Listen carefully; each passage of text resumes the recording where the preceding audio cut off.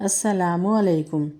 تاریخ اسلام کے واقعات اور نبی اکرم صلی اللہ علیہ وآلہ وسلم کے معجزات میں سے ایک عظیم معجزہ واقعہ معراج ہے۔ واقعہ معراج کے سفر کا آغاز صلی اللہ علیہ وآلہ وسلم کی چچا زاد ہمشیرہ ام ہانی کے گھر سے 27 رجب کی شب کو ہوا۔ معراج شریف کا واقعہ تقریباً 25 صحابہ کرام رضی اللہ تعالیٰ عنہ سے مروی ہے، اور معراج شریف کا واقعہ حضور صلی اللہ علیہ وآلہ وسلم کے عظیم معجزات میں سے ایک عظیم معجزہ ہے۔ صحیح مسلم میں حضرت انس بن مالک رضی اللہ تعالیٰ عنہ سے روایت ہے، رسول اللہ صلی اللہ علیہ وآلہ وسلم نے ارشاد فرمایا کہ میرے پاس ایک براق لایا گیا جو لمبا سفید رنگ کا چوپایا تھا۔ اس کا قد گدھے سے بڑا اور خچر سے چھوٹا تھا۔ وہ اپنا قدم وہاں رکھتا تھا جہاں تک اس کی نظر پڑتی تھی۔ میں اس پر سوار ہوا یہاں تک کہ میں بیت المقدس پہنچ گیا۔ میں نے اس براق کو اس حلقے سے باندھا جس سے حضرات انبیاء کرام علیہ السلام باندھا کرتے تھے۔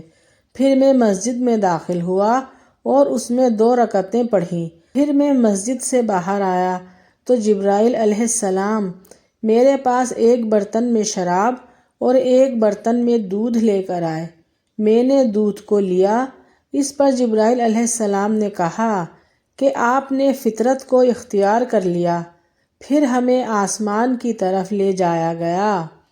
پہلے آسمان میں حضرت آدم علیہ السلام اور دوسرے پر حضرت عیسیٰ علیہ السلام اور یحییٰ علیہ السلام اور تیسرے پر حضرت یوسف علیہ السلام اور چوتھے آسمان پر حضرت ادریس علیہ السلام اور 5ویں آسمان پر حضرت ہارون علیہ السلام اور 6ٹھے آسمان پر حضرت موسیٰ علیہ السلام سے ملاقات ہوئی اور سب نے مرحبا کہا، اور 7ویں آسمان میں حضرت ابراہیم علیہ السلام سے ملاقات ہوئی۔ ان کے بارے میں آپ صلی اللہ علیہ وآلہ وسلم نے بتایا کہ وہ بیت المعمور سے ٹیک لگائے ہوئے تشریف فرما تھے، اور یہ بھی بتایا کہ بیت المعمور میں روزانہ 70,000 فرشتے داخل ہوتے ہیں جو دوبارہ اس میں لوٹ کر نہیں آتے۔ پھر مجھے سدرۃ المنتہا تک لے جایا گیا۔ اچانک دیکھتا ہوں کہ اس کے پتے اتنے بڑے بڑے ہیں جیسے ہاتھی کے کان ہوں، اور اس کے پھل اتنے بڑے بڑے ہیں جیسے مٹکے ہوں۔ جب سدرۃ المنتہا کو اللہ کے حکم سے ڈھانکنے والی چیزوں نے ڈھانک لیا تو اس کا حال بدل گیا۔ اللہ کی کسی بھی مخلوق میں اتنی طاقت نہیں کہ اس کے حسن کو بیان کر سکے۔ حضرت عبداللہ بن مسعود رضی اللہ تعالیٰ عنہ کی روایت ہے کہ سدرۃ المنتہا کو سونے کے پروانوں نے ڈھانک رکھا ہے۔ اور آسمانوں کا سفر کرتے کرتے آپ صلی اللہ علیہ وآلہ وسلم نے فرمایا، اے جبرائیل، مجھ سے الگ نہ ہو۔ تو جبرائیل علیہ السلام نے عرض کیا کہ اے میرے آقا، ہماری رسائی بس ایک معلوم مقام تک ہے۔ میں اگر ایک بال برابر بھی آگے جاؤں گا تو جل جاؤں گا۔ اس رات تو میں آپ کے احترام کی وجہ سے یہاں تک پہنچا ہوں، ورنہ میرا آخری ٹھکانہ سدرۃ المنتہا ہے۔ جبرائیل علیہ السلام کے رکنے کے بعد نبی اکرم صلی اللہ علیہ وآلہ وسلم اکیلے چلے، اور پھر نور کے 70,000 پردے بھی ہٹا دیے گئے۔ سبحان اللہ، سبحان اللہ، کیا منظر ہوگا وہ! میرے تو سن کر ہی رونگٹے کھڑے ہو جاتے ہیں، میرے دل کی دھڑکنیں تیز ہو جاتی ہیں کہ کیا منظر ہوگا جب نبی پاک صلی اللہ علیہ وآلہ وسلم نے ہمارے اللہ کریم کا دیدار کیا ہوگا۔ اللہ پاک اپنی بے شمار رحمت سے ہم سب کو بھی اپنا دیدار نصیب فرمائے، آمین ثم آمین۔ اس وقت مجھ پر اللہ تعالیٰ نے ان چیزوں کی وحی فرمائی جن کی وحی اس وقت فرمانا تھی، اور مجھ پر دن اور رات میں روزانہ 50 نمازیں پڑھنا فرض کیا گیا۔ میں واپس اترا اور موسیٰ علیہ السلام پر گزر ہوا تو انہوں نے دریافت کیا کہ آپ کے رب نے آپ کی امت پر کیا فرض کیا؟ تو میں نے کہا 50 نمازیں فرض ہوئی ہیں۔ انہوں نے کہا واپس جائیے اور اپنے رب سے تخفیف کا سوال کیجیے، کیونکہ آپ کی امت اس کی طاقت نہیں رکھتی۔ میں بنی اسرائیل کو آزما چکا ہوں۔ آپ صلی اللہ علیہ وآلہ وسلم نے فرمایا، میں اپنے رب کی طرف واپس لوٹا اور عرض کیا کہ اے میرے رب، میری امت پر تخفیف فرما دیجیے۔ چنانچہ 5 نمازیں کم فرما دیں۔ میں موسیٰ علیہ السلام کے پاس واپس آیا اور میں نے بتایا کہ 5 نمازیں کم کر دی گئی ہیں۔ انہوں نے کہا کہ آپ کی امت اس کی طاقت نہیں رکھ سکتی، آپ اپنے رب سے رجوع کیجیے اور تخفیف کا سوال کیجیے۔ آپ صلی اللہ علیہ وآلہ وسلم نے فرمایا، میں بار بار واپس ہوتا رہا، کبھی موسیٰ علیہ السلام کے پاس آتا، کبھی بارگاہ الہی میں حاضری دیتا، یہاں تک کہ 5 نمازیں رہ گئیں۔ اللہ تعالیٰ نے فرمایا، اے محمد، یہ روزانہ دن رات میں 5 نمازیں ہیں، ہر نماز کے بدلے 10 نمازوں کا ثواب ملے گا، لہٰذا یہ ثواب میں 50 نمازیں ہی ہیں۔ جو شخص کسی نیکی کا ارادہ کرے گا پھر اسے نہ کرے گا تو اس کے لیے محض ارادے کی وجہ سے ایک نیکی لکھ دی جائے گی، اور جس شخص نے ارادہ کرنے کے بعد عمل بھی کر لیا تو اس کے لیے 10 نیکیاں لکھ دی جائیں گی، اور جس شخص نے کسی برائی کا ارادہ کیا اور اس پر عمل نہ کیا تو کچھ بھی لکھا نہ جائے گا، اور اگر اپنے ارادے کے مطابق عمل کر لیا تو ایک ہی گناہ لکھا جائے گا۔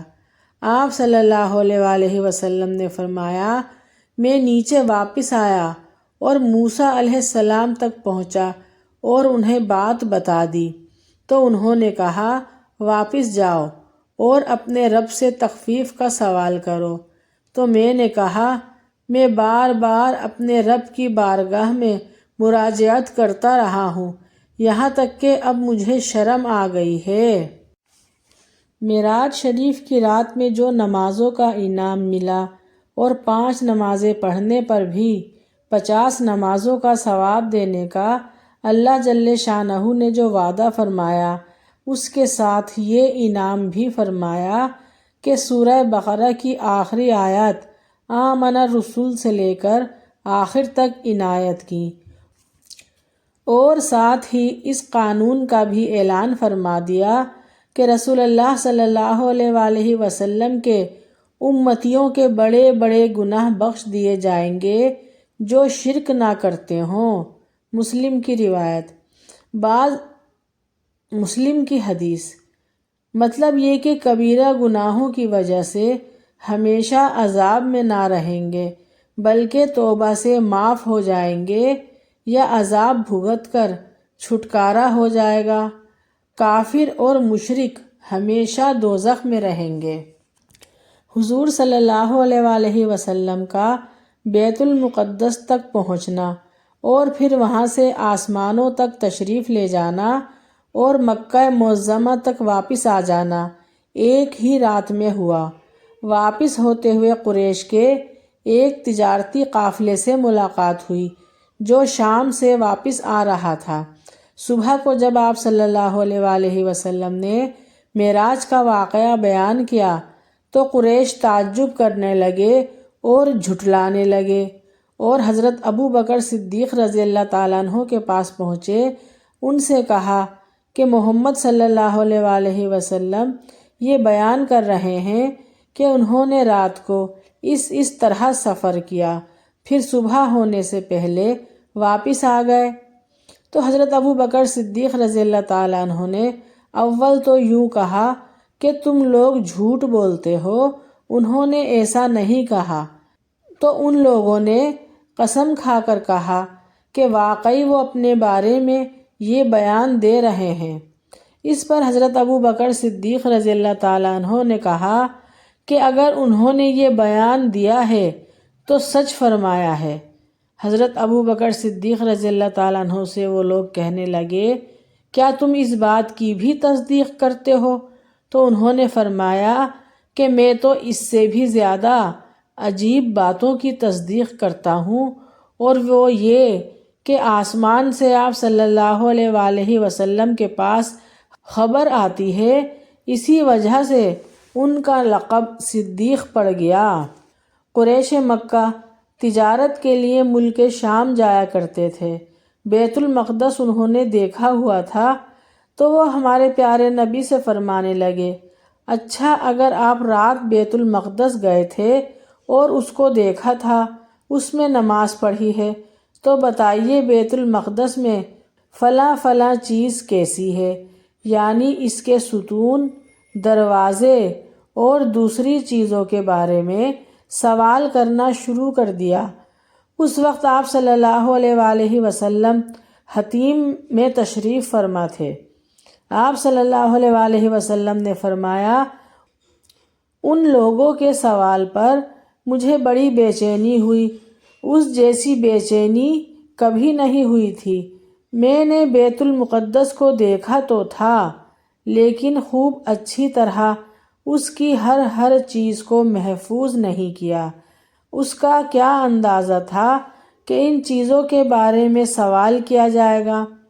اللہ جل شانہ نے بیت المقدس کو میری طرف اس طرح اٹھا دیا کہ مجھ سے قریش مکہ جو کچھ بھی پوچھتے تھے میں ان سب کا جواب دیتا رہا۔ صحیح مسلم۔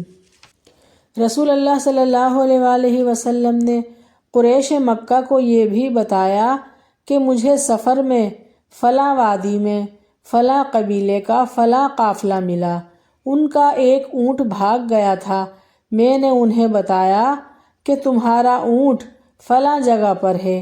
یہ اس وقت کی بات ہے جب میں بیت المقدس کی طرف جا رہا تھا۔ پھر جب میں واپس آ رہا تھا تو مقام زحبنان میں پہنچا تو دیکھا کہ وہ لوگ سو رہے ہیں۔ ایک برتن میں پانی تھا جسے انہوں نے کسی چیز سے ڈھانک رکھا تھا۔ میں نے اس کا ڈھکن ہٹایا اور پانی پی کر اسی طرح ڈھانک دیا جس طرح ڈھکا ہوا تھا۔ اہل عرب پانی، دودھ اور دیگر معمولی چیزوں کے بارے میں عام طور سے بے اجازت خرچ پر اعتراض نہیں کرتے تھے۔ ایسی چیزیں بلا اجازت استعمال میں لانا ان کے ہاں رواج پذیر تھا، اجازت کی صریحاً ضرورت محسوس نہیں کرتے تھے۔ آپ صلی اللہ علیہ وآلہ وسلم نے مزید فرمایا کہ وہ قافلہ ابھی تنعیم کی گھاٹی سے ظاہر ہونے والا ہے، ان کے آگے آگے ایک چت کبرے رنگ کا اونٹ ہے، اس کے اوپر سامان کے 2 بورے ہیں، ایک سیاہ رنگ اور دوسرا سفید رنگ کا ہے۔ یہ بات سن کر وہ لوگ جلدی جلدی تنعیم کی گھاٹی کی طرف چل دیے۔ وہاں دیکھا کہ واقعی مذکورہ قافلہ آ رہا ہے اور اس کے آگے وہی اونٹ ہے۔ جب اس قافلے پر گزرنے کی تصدیق ہوئی تو ان لوگوں نے قافلے والوں سے پوچھا کہ تم نے کسی برتن میں پانی رکھا تھا؟ انہوں نے کہا کہ ہاں، ہم نے ایک برتن میں پانی ڈھانک دیا تھا، پھر دیکھا کہ وہ برتن اسی طرح ڈھکا ہوا ہے لیکن اس میں پانی نہیں ہے۔ پھر قافلے والوں سے سوال کیا گیا، کیا تمہارا اونٹ بدک گیا تھا؟ تو انہوں نے کہا کہ ہاں، ہمارا ایک اونٹ بدک کر چلا گیا تھا تو ہم نے ایک آدمی کی آواز سنی جو ہمیں بلا رہا تھا کہ یہ تمہارا اونٹ ہے۔ یہ آواز سن کر ہم نے اسے پکڑ لیا، اور بعض روایت میں ہے کہ آپ صلی اللہ علیہ وآلہ وسلم نے قافلے والوں کو سلام بھی کیا تھا، اور ان میں سے بعض سننے والوں نے کہا کہ یہ محمد صلی اللہ علیہ وآلہ وسلم کی آواز ہے۔ اگر آپ سب کو میری ویڈیو پسند آئی ہے تو پلیز لائک شیئر سبسکرائب ضرور کیجیے گا۔ نیکسٹ ویڈیو کے لیے اللہ حافظ۔